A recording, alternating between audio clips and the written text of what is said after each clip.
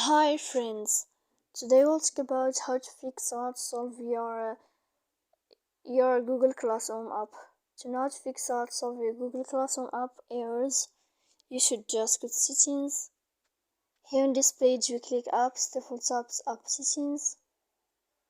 Then this list will enter to the window of Google Classroom. When you'll find this page of app info, we click on first stop and we click OK. Here we'll enter to storage. Then we click clear cache. In the end, you can turn on your airplane mode and you can turn off your airplane mode again. Then you can go to Play Store.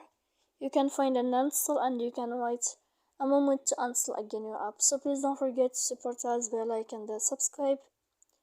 See you next time in another video, and thank you for